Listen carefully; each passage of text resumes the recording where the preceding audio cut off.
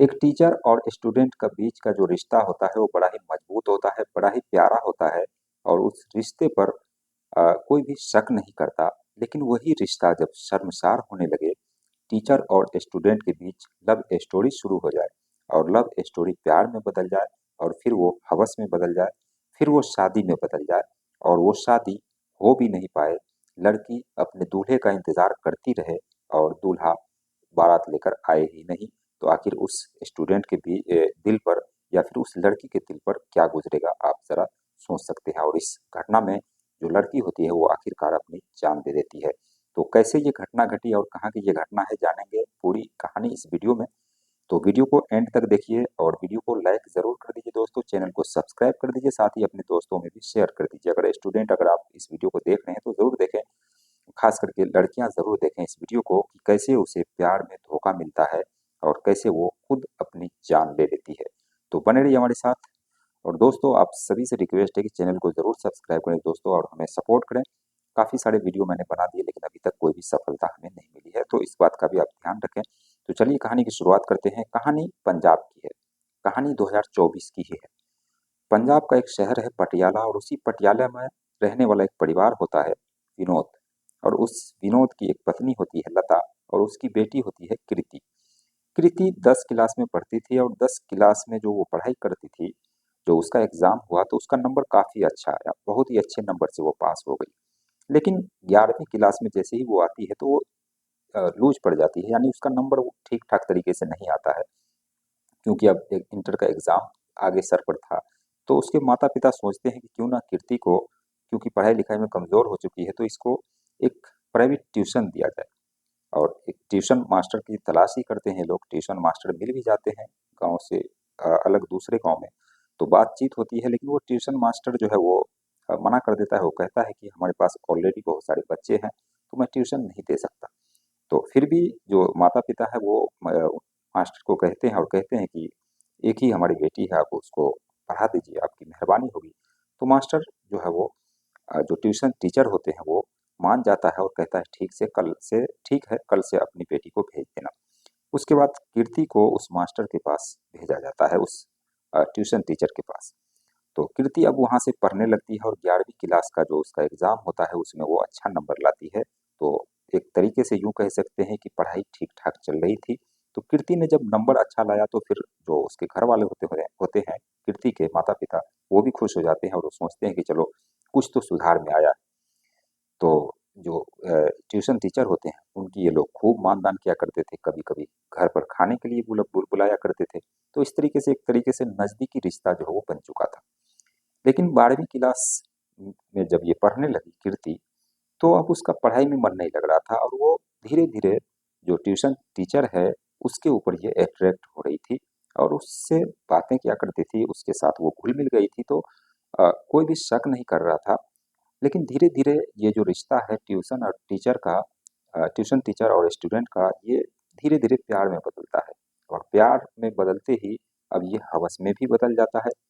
जो tuition teacher है वो कभी कभी कीर्ति को अपने साथ ही रख लिया करता था बाकी सारे बच्चों को छुट्टी दे करके, और उसे घुमाने के लिए ले जाया करता था। कभी कभी वो होटल रेस्टोरेंट में खाना खिलाता था कीर्ति को। कीर्ति भी काफी खुश थी अपने ट्यूशन टीचर के साथ और साथ ही साथ मन ही मन कीर्ति को जो ट्यूशन टीचर है वो काफी पसंद आने लगा था। एक दिन का वक्त होता है, ट्यूशन टीचर कीर्ति को ओयो होटल ले जाती है और ओयो होटल में उसने कमरे बुक कर रखे थे और कीर्ति को ले जाती है वहां पर खाना पीना खिलाने के बाद उसके साथ अब वो रिलेशन बनाना शुरू कर देता है ट्यूशन टीचर, जिस पर कीर्ति को कोई भी इतराज नहीं होता। और उस होटल में कई बार ये दोनों संबंध बनाते हैं और एक बार ये संबंध बनाने का सिलसिला जब शुरू होता है तो फिर ये खत्म होने का नाम नहीं लेता है। जब भी कीर्ति ट्यूशन आती तो सबसे पहले वो ट्यूशन टीचर से मिलती और उसके साथ वो संबंध बनाती, फिर वो पढ़ाई करती। इस तरीके से इसका जो पढ़ाई है वो धीरे धीरे कम हो गया और ये नंबर जो है बिल्कुल भी नहीं ला रही थी। कुछ दिनों का वक्त बीतता है, करीब 5-6 महीने का वक्त बीतने के बाद ये जो कीर्ति है इस बीच अपने ट्यूशन टीचर से कई बार संबंध बना चुकी थी, सैकड़ों बार वो संबंध बना चुकी थी। एक तरीके से कीर्ति को अपने ट्यूशन टीचर के साथ जो है वो लत लग चुकी थी, वो उसे छोड़ना नहीं चाह रही थी। तो कीर्ति का जब पढ़ाई में मन नहीं लग रहा था तो उसके जो माता पिता है वो सोचते हैं कि उम्र भी ज्यादा हो गई है तो चलो अब इसकी शादी ही करा देते हैं क्योंकि ये पढ़ने वाली नहीं है। कीर्ति को कहते हैं कि हम तुम्हारी शादी करा देते हैं क्योंकि तुम्हारा पढ़ाई में मन नहीं लग रहा है। कीर्ति भी कहती है कि हमें पढ़ाई में मन नहीं लग रहा है अब। तो उसके जो माता-पिता हैं वो कहते हैं ठीक है हम लड़का ढूँढना शुरू करते हैं। जिस पर जो कीर्ति होती है वो कहती है कि लड़का ढूँढने की ज़रूरत नहीं है, मैंने खुद लड़का ढूँढ लिया है और मैंने अपने पसंद का लड़का ढूँढ लिया है। जिस पर उसके जो माता-पिता होते हैं वो कहते हैं कि ठीक है पूछो। जो उसकी माँ होती है लता वो पूछती है कि आखिर कौन है वो लड़का? तो कीर्ति बताती है दरअसल उसका जो ट्यूशन टीचर है वही उसका पसंद है और उसी के साथ वो शादी करना चाहती है।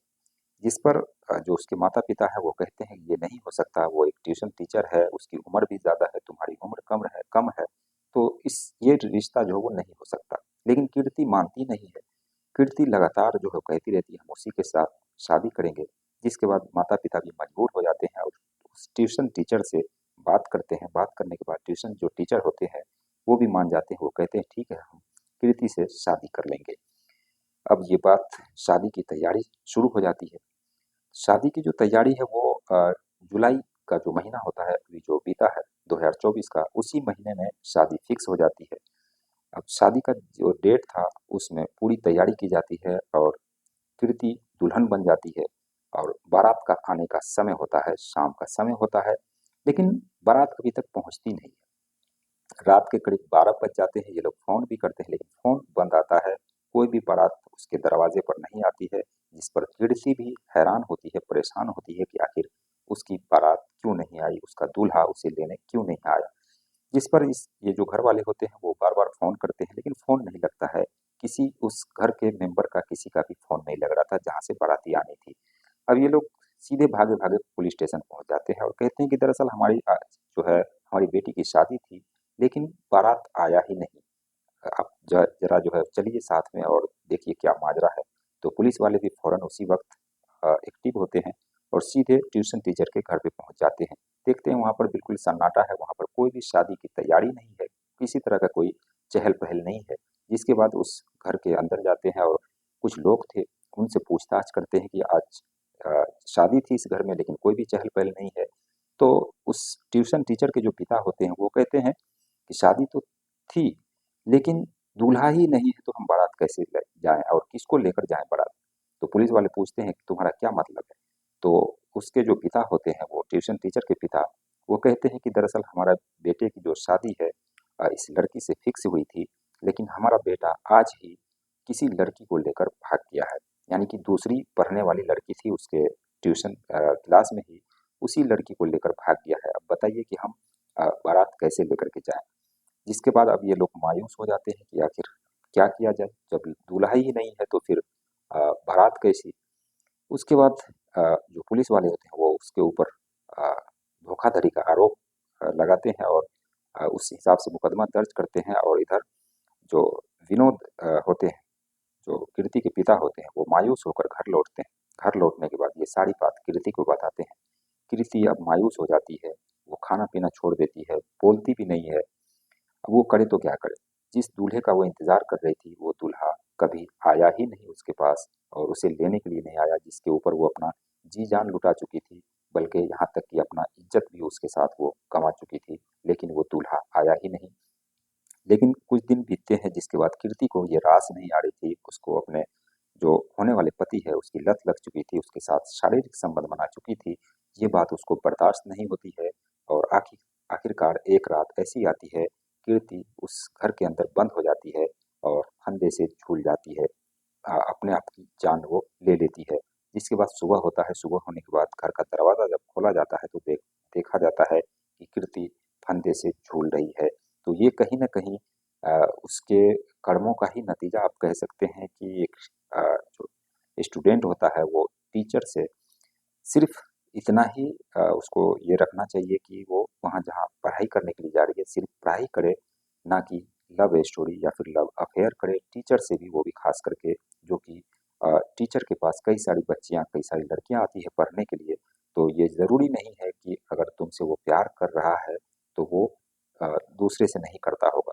ऐसा ही हुआ इस केस में, कीर्ति ने अपनी जान लुटाई, अपनी इज़्ज़त निछावर कर दी उसके सामने, उसके हाथों, लेकिन वही उसका ट्यूशन टीचर किसी दूसरी लड़की को लेकर फरार हो गया और इस तरीके से इस घटना का अंत होता है यहाँ पर कीर्ति अपनी जान गंवा बैठी।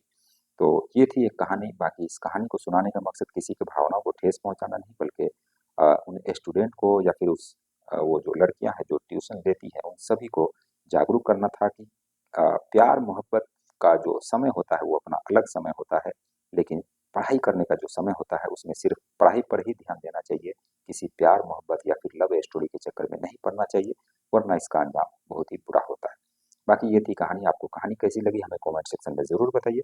चैनल को सब्सक्राइब करिए दोस्तों। मिलते हैं नेक्स्ट वीडियो में नई कहानी के साथ। तब तक के लिए बाय बाय, टेक केयर।